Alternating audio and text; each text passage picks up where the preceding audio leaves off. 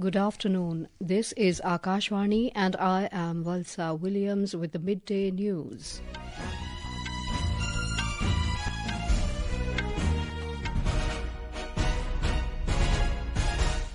The headlines. Prime Minister Narendra Modi conferred with Guyana's highest national award, the Order of Excellence, in Georgetown. Mr. Modi dedicates the honour to people of India. Prime Minister Modi to address National Assembly of Guyana this evening. Defence Minister Rajnath Singh says India always advocated and practiced dialogue for resolving complex international issues.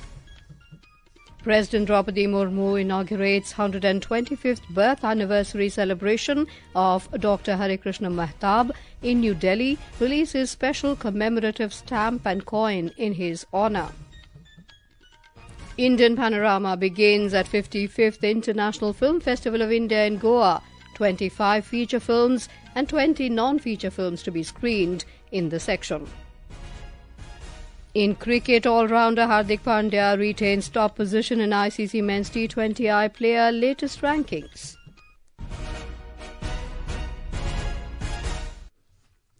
Prime Minister Narendra Modi has been conferred with Guyana's highest national award, the Order of Excellence, today. He has been awarded for his visionary statesmanship and championing the rights of developing countries on the global stage, exceptional service to the global community, and for his commitment to strengthening India-Guyana relations. President of Guyana, Dr. Irfan Ali, conferred the award upon Mr. Modi in a ceremony at Guyana's State House today. Prime Minister Modi thanked Dr. Irfan Ali for conferring him with the honour. He dedicated the honour to the people of India and to the deep-rooted historical ties between the people of the two countries. He emphasised that his state visit is a testament to India's continued commitment towards deepening India-Guyana friendship. The Prime Minister is in Guyana on the final leg of his three-nation visit, including Nigeria and Brazil. Prime Minister Modi will address the Parliament of Guyana at Georgetown this evening. Our correspondent reports that Prime Minister Modi will address the special session of the Guyanese Parliament, marking yet another significant moment in his global diplomatic outreach. This will be the 14th such instance when Mr. Modi will speak on behalf of the people of India in the parliaments of foreign nations. He holds the distinction of being the Indian Prime Minister with the highest number of addresses to foreign parliaments. Our correspondent has filed this report. The Indian diaspora in Guyana arrived in 1838, and it is more than 180 years since there has been an Indian presence in Guyana. Today, roughly 40% of the population of 8 lakh is of Indian origin, and they are a vital link between the two countries. Guyana is on the cusp of an economic and development transformation with major discovery of oil and gas. India hopes to partner them in a number of fields, including in hydrocarbons and also in areas of healthcare, education and defence. India has a long-standing development partnership with Guyana in the fields of health, connectivity, renewable power and water. India supplied 2 HAL-228 aircraft under a line of credit to Guyana this year. Suparna Saikia, Akashvani News, Delhi. Defence Minister Rajnath Singh today highlighted that India has always advocated and practiced dialogue for resolving complex international issues.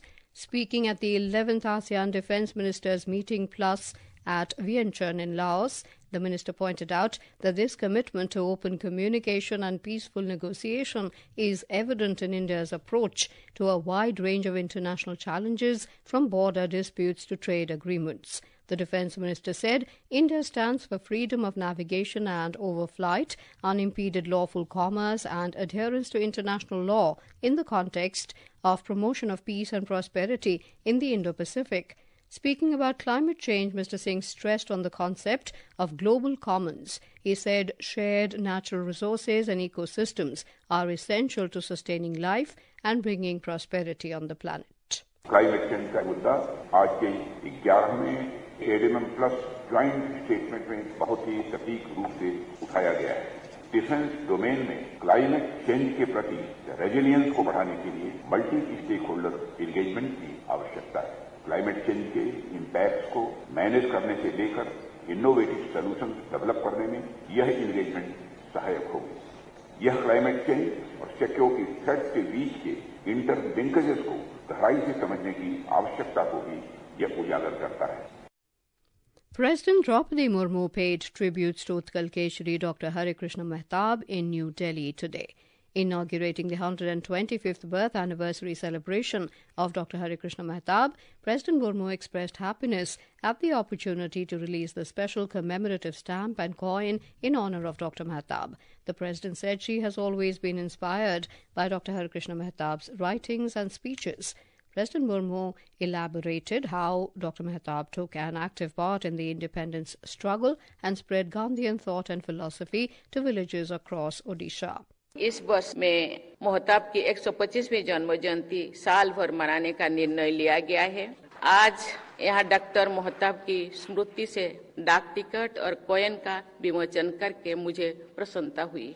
Doctor Harikrishna मोहताब अपने छात्र जीवन से ही स्वतंत्रता संग्राम के प्रति आकर्षित हुई थी। मोहताब ने ओडिशा के गांव-गांव में गांधी जी का संदेश फैलाया। इसीलिए ओडिशा में एक लोकप्रिय कहावत है, हरि महता आनिला गांधी छत्ता, अर्थात हरिकृष्ण मोहताब ने गांधी जी के छत्र को ओडिशा के गांव-गांव तक पहुंचाया। President Droupadi Murmu will be arriving in Hyderabad this evening on a 2-day visit.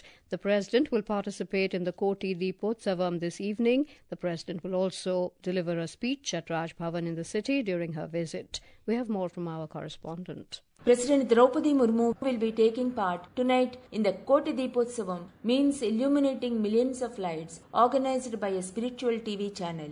The President will be formally inaugurating the 4th International Cultural Festival, Lok Manthan, to be held at Silparamam in Hyderabad tomorrow. The Lok Manthan is being held for the first time in the southern parts of the country. The Lok Manthan, also known as Festival of Folks, is expected to witness participation of artists, cultural representatives and intellectuals from 12 countries. About 100 cultural events are also being held, highlighting the culture, traditions, heritage and skills of different communities from different countries. Lakshmi, Akashvani News, Hyderabad. Former Vice President M. Venkaiah Naidu inaugurated the exhibition and cultural programs at Lok Manthan this morning. In Jammu and Kashmir, the National Investigation Agency NIA is conducting raids at 8 locations in connection with a case of terrorist infiltration. Our correspondent reports that the NIA raids are being conducted at various locations in Riyasi, Doda, Udhampur, Ramban and Kishtwar districts. Yesterday, the probe agency arrested an accused wanted in a 2020 Kashmir narco-terror case linked with procuring and selling narcotic drugs to raise funds for promoting terrorism. This is Akashvani giving you the news. For quick news updates around the clock, follow us on our X handle at AIR News Alerts. And for details of stories and more, log on to our website www.newsonair.gov.in and download News on AIR app. You're with us on the Midday News. The 55th International Film Festival of India, IFFI, is in full swing with unfolding of screenings and events.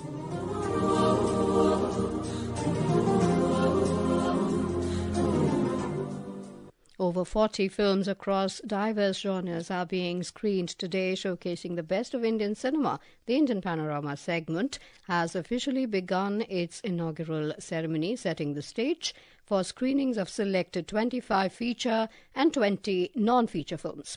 Along with this, the 18th edition of the Film Bazaar is also buzzing with activity. We're now joined by our correspondent Durgesh Bhadoria, who is in Panaji to cover the IFFI. Durgesh, what glimpses can you bring us of the film festival? Valsa, today the festival is showing the real vibe with massive crowds turning up right from the morning. Indian Panorama today began with Ranjit Hooda starrer Veer Savarkar, Swatantr Veer Savarkar rather, and a widely acclaimed non-feature Ghar Jaisa Kuch. 12th film will be screened later in the day. Valsa, the day has around 40 films to be screened in the entire day period.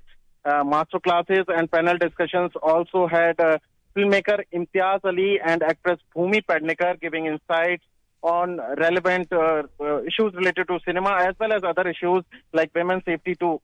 Also, very soon, in just 1 hour from now, we'll have a launch of first IFFI. IFFI is a cultural event that will feature a wide range of attractions, offering visitors a chance to explore vibrant diversity of Indian culture, food, music, and cinema. Creative Minds of Tomorrow has also begun today, which is a platform to discover and support India's best young filmmakers. It connects new creators with industry experts for learning and growth. Valsa. Right. Thank you, Durgesh, for bringing us all those details.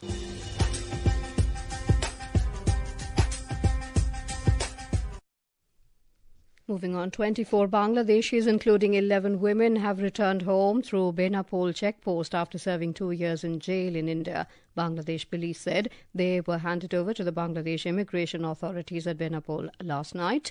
Benapole immigration police officer in charge said they entered India 2 years ago without valid documents in search of jobs with the help of local brokers. Kolkata police had arrested them and a court sentenced them to 2 years imprisonment each for trespassing into the country. In Sri Lanka, President Anurakumara Dissanayaka has said that there will be no place for racist politics in the country and the rise of religious extremism will not be allowed. He made these remarks as part of the policy statement presented at the inaugural session of the 10th Parliament established under the 1978 Presidential Constitution. The new Parliament officially convened today, marking the beginning of a new legislative term. We have more from our correspondent. The policy statement made today by the President signals the government's plans towards achieving national unity, governance and international financial support, setting the tone for Sri Lanka's political and economic trajectory. President Dissanayaka's pledge to eliminate racist politics and religious extremism opens a new chapter in the island nation's history, which has seen decades of ethnic conflict. It was also revealed that the IMF agreement will continue and an agreement will be finalized by tomorrow towards completion of the third review of the ongoing financing program. The inaugural session also had the election of Ashoka Sapumal Ranwala as the Speaker and recognizing Sajid Premadasa as the opposition leader of the 10th Parliament. Ahmed Moin Farooqi, Akashvani News, Colombo. Back home, the air quality in Delhi NCR is in the very poor category with an average AQI of 374 as of 1 p.m. today. According to the Central Pollution Control Board, some areas of the city even breached the 400 AQI levels, like Wazirpur Station, Jahangirpuri, Bhavana, Shadipur and Punjabi Bagh. India Meteorological Department has forecast heavy rainfall over southern parts of Tamil Nadu and Kerala today. The Met Department predicted light to moderate rainfall over Andaman and Nicobar Islands, Assam, Meghalaya, Nagaland, Manipur, Mizoram and Tripura till tomorrow.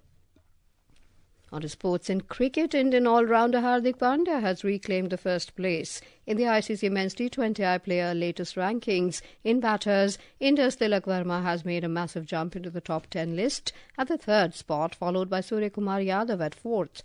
Yashasvi Jaiswal, however, has slipped one spot to 8th number.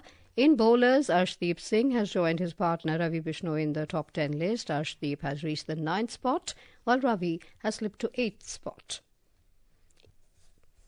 And in cricket, the much-awaited Border Gavaskar Trophy between India and Australia is all set to begin. The first match at Optus Stadium in Perth tomorrow. The match will begin at 7:50 a.m. Indian Standard Time. In China Masters 2024 badminton, earlier today, star Indian shuttler PV Sindhu lost to Yeo Jia Min of Singapore in women's singles pre-quarterfinals by 21-16, 17-21, 23-21. Before that, India's Anupama Upadhyay also lost to Japan's Natsuki Nedera in women's singles pre-quarters. Union Minister of Youth Affairs and Sports Dr. Mansukh Mandavia today said his ministry is working on a comprehensive sports policy for the country to implement a vision to make India the best country in the world. Dr. Mandavia was addressing sportspersons of Bihar at a function in Patna. And now, before we end the bulletin, the headlines once again. Prime Minister Narendra Modi conferred with Guyana's highest national award, the Order of Excellence, in Georgetown. Mr. Modi dedicates the honour to people of India. Prime Minister Modi to address National Assembly of Guyana this evening. Defence Minister Rajnath Singh says India always advocated and practiced dialogue for resolving complex international issues. President Droupadi Murmu inaugurates 125th birth anniversary celebration of Dr. Harekrushna Mahtab in New Delhi, releases special commemorative stamp and coin in his honour. Indian Panorama begins at 55th International Film Festival of India and Goa, 25 feature films and 20 non-feature films to be screened in the section. In cricket, all-rounder Hardik Pandaya retains top position in ICC Men's T20I player latest rankings. And with that, we end the midday news.